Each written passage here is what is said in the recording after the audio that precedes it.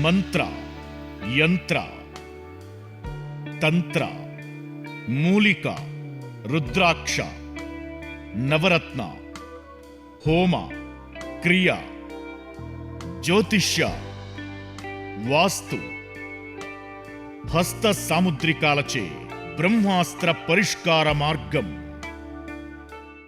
శ్రేయం గురుదత్త. ఆత్మీయులందరికీ స్వాగతం. ధనం మూలం ఇదం జగత్, ఇది అందరికీ తెలిసినటువంటి విషయమే. ఈ కలియుగంలో ఇది సత్యయుగంలో జరిగినటువంటి విధానం వేరు. ఈ కలియుగంలో ఏ పని కావాలన్నా ధనం ఖచ్చితంగా అవసరమే. ఇప్పుడు ఎందుకండి మేము గోశాల స్టార్ట్ చేసాము. పోను పోను పోను పెరుగుతూ ఉంది. ఏంటి ఖర్చులు పెరుగుతూ ఉన్నాయి, గోవుల సంఖ్య పెరుగుతూ ఉంది కదా. మరి మేము ఇంత ఆధ్యాత్మిక విధానంలో ఉన్నప్పటికీ కూడా మాకు ఇప్పుడు ఏమవసరం అవుతుంది?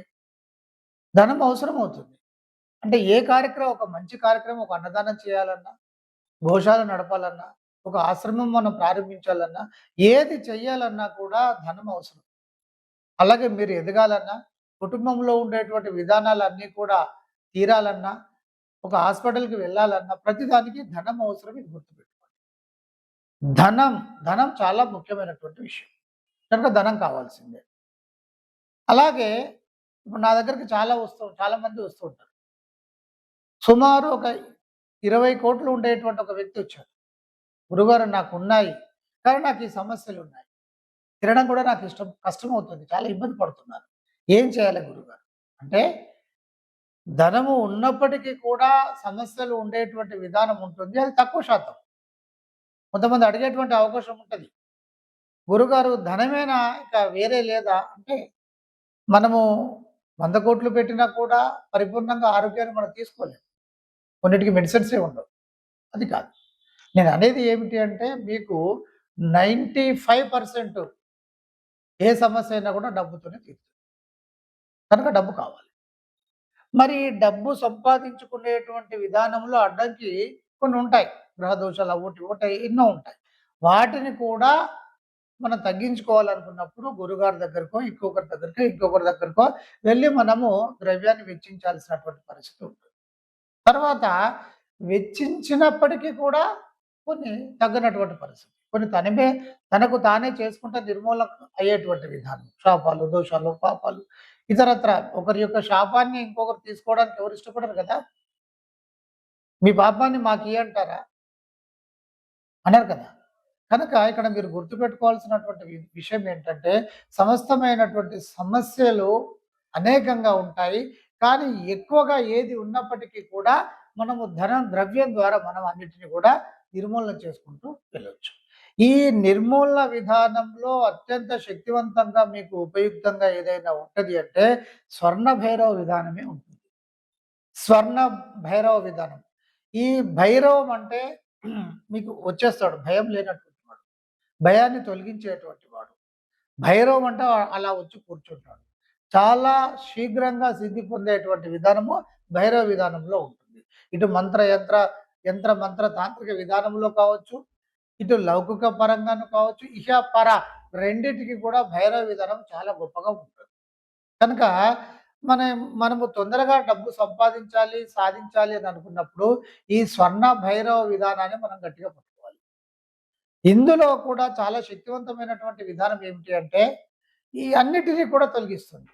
ప్రయోగాలను తొలగిస్తుంది, అడ్డంకులను తొలగిస్తుంది, మనకు గ్రహ బలం లేకపోతే గ్రహ బలాన్ని కలిగిస్తుంది. మిమ్మల్ని ఒక ఉన్నతమైనటువంటి మార్గ విధానంలోకి తీసుకువెళ్ళడము అంటే మీకు భైరవ విధానంలో ఉన్నతంగా సాధ్యమవుతుంది.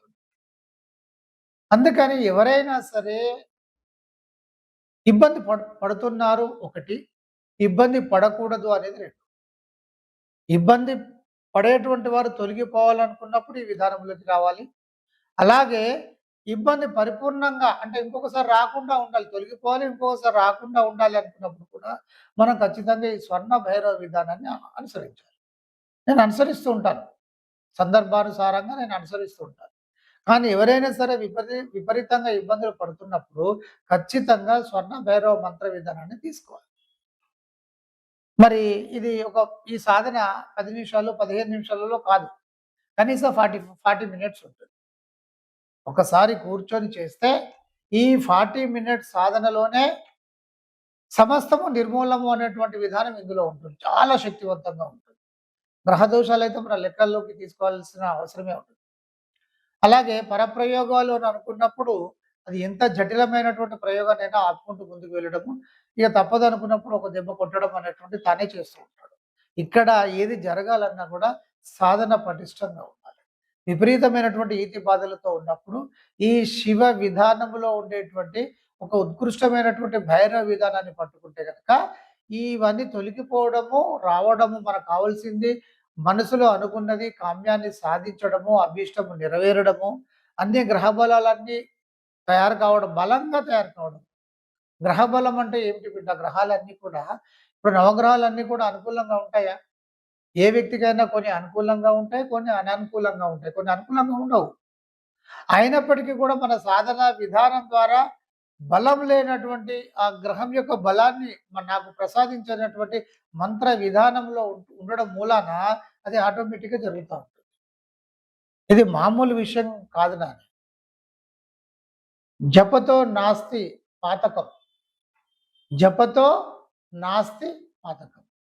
జపంతో మనం రెగ్యులర్‌గా జపాన్ని గనుక చేస్తే ఒక ఉత్కృష్టమైనటువంటి విధానంలో, ఉత్కృష్టమైనటువంటి మంత్ర విధానం శక్తివంతంగా శక్తివంతంగా మనం ఆచరించుకుంటూ వెళ్తే సమస్త పాతకాలన్నీ, పాపాలన్నీ, దోషాలన్నీ కూడా దగ్ధం కావడం అనేటువంటిది, తాను తీసుకోవడం అనేటువంటిది జరుగుతుంది. ఇది మామూలు విషయం కాదు. అంటే అలా తీసుకుంటున్నారు అంటే దాని అర్థం ఏమిటి? నక్షత్ర గ్రహ దోషాలు వెళ్ళిపోతున్నాయి. ప్రయోగ బాధలు ఒకరు కల్పించినా వెళ్ళిపోతాయి. శాపాలు, దోషాలు కూడా నిర్మూలమయ్యేటువంటి విధానం ఇందులో చాలా అద్భుతంగా ఉంటుంది. శాపాలు, ఈ శాపాలు అనేటువంటిది మామూలు విషయం కాదు బిడ్డ. ఎవరినో గత జన్మలో ఏదో మనం విపరీతంగా ఇబ్బంది పెడితే, వారు పెట్టినటువంటి ఆ శాపాలు మీ జీవితాలన్నీ కూడా జన్మ జన్మలకు కూడా వంశం కూడా అతలాకుతలం అవుతూ ముందుకు వెళ్తుంది. అది మామూలు విషయం కాదది. వాటిని కూడా ఆపేటువంటి మహావిధానం ఈ భైరవ విధానంలో ఉంటుంది. సాధ్యమైనంత వరకు ఇవి 2 తీసుకునేటువంటి ప్రయత్నం చేయాలి. స్వర్ణ భైరవం అనుకుంటే మనకు కావాల్సినవన్నీ సమకూరడం. ఈ సమకూరినా కూడా ఇబ్బందులు ఉంటాయి కదా! ఈ బాధ రకరకాలైనటువంటి బాధలు ఉంటూ ఉంటాయి కనుక తీవ్రమైనటువంటి, అత్యంత తీవ్రంగా ఉండేటువంటి ఏదైనా సరే అత్యంత తీవ్రము అని అనుకున్నప్పుడు అఘోరకాలి. అంటే ఇవి 2 పట్టుకుంటే ఏమవుతుంది? మనము సూది మొన మోపినంత అవకాశం కూడా ఎదుటి వాళ్ళకి ఇవ్వం. అంత గొప్పగా ముందుకు వెళ్ళడం అనేటువంటిది జరుగుతుంది. కనుక స్వర్ణ భైరవ మంత్ర విధానాన్ని అందరూ తీసుకొని ఆచరించాలి. మరి ఇక జనరల్‌గా ఉండేటువంటి స్వర్ణాకర్షణ భైరవ మంత్రం కాదిది. దీనిలో అందులో బీజాక్షరాలే ఉండవు. కానీ ఇందులో శక్తివంతమైన బీజాక్షర విధానంతో పాటు మిమ్మల్ని అత్యంత ముందుకు వెళ్ళేటువంటి విధానం ఉంటుంది. ఏమిటంటే ఇది పూర్వకమైనటువంటిది.